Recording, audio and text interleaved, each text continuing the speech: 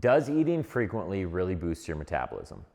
As a dietitian, this is probably one of the most frustrating myths that I get approached with by my clients when I'm working with them is, do I need to eat every 3 hours? So I'm gonna break down to you guys exactly why you do not have to and why there is zero benefit to your metabolism by doing so.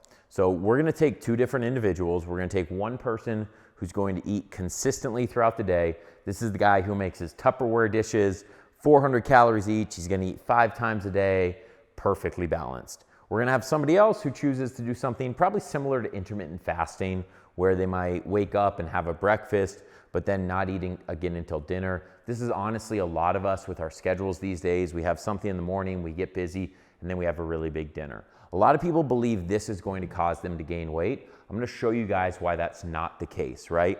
So we have each individual. This guy right here is eating 400 calories 5 times a day. This guy's eating 200 and 1800, right? So we know that each individual is eating 200 calories at the end of the day.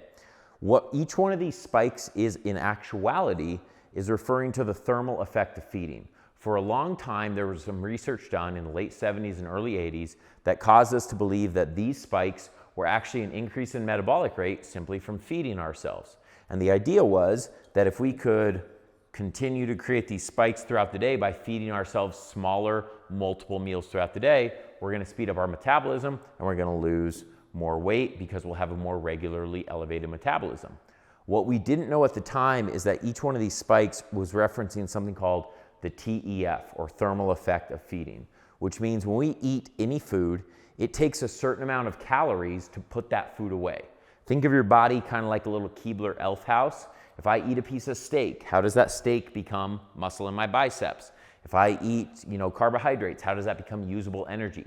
The utilization and assimilation of all those nutrients takes energy in itself, right? So what we were actually seeing every time that we ate was a metabolic spike because it was increasing our metabolism to put that food away.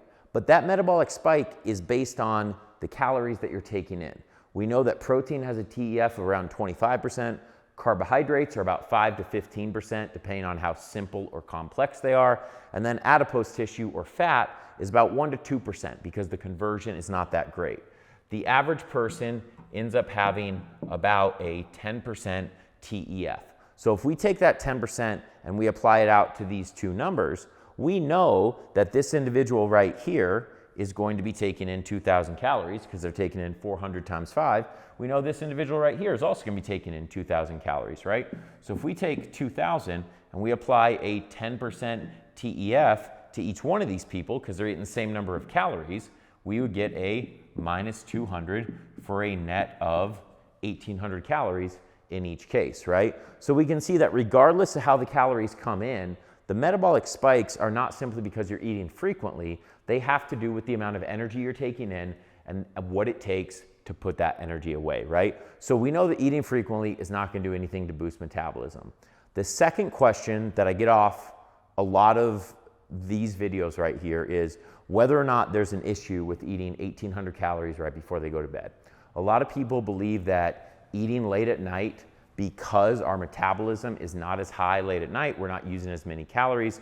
A lot of people believe that more of this is going to be stored as body fat. So if we look at this individual, the 400 calories are perfectly sustaining him to his next meal. And when he goes to bed, he starts burning body fat late at night because he runs out of available energy. For this individual, he eats 1,800 calories here, but because he went to bed here, a lot of the calories afterwards, it is true that your metabolism slows down when you go to sleep, are going to be stored as adipose tissue. So from that perspective, if I stop there, a lot of you are like, well, wait a minute, they're each eating 2,000 calories.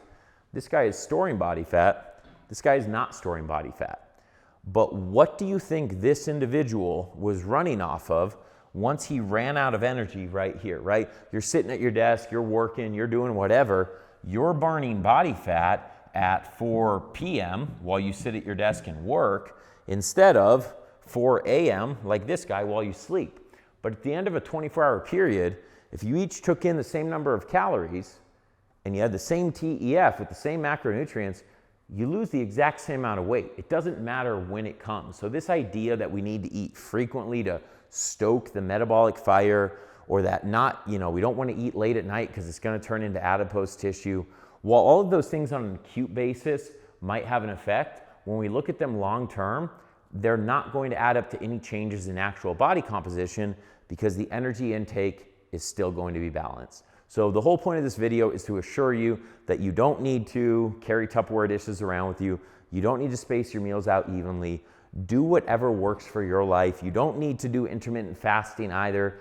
Figure out what works for your life and is sustainable for the life that you want to live in the future. And I would recommend using that type of methodology to lose the weight, because we want to use a methodology to lose the weight that we plan on keeping in place when the weight is gone. If that means 3 meals a day, it means 3 meals a day. If that means a snack and 1 meal a day, it's a snack and 1 meal a day. But find out what works best for you and your schedule, because there is no right way or benefit that's going to help everybody. If you're still watching this video, odds are, just like myself, you used to believe this myth, or maybe did up until this video.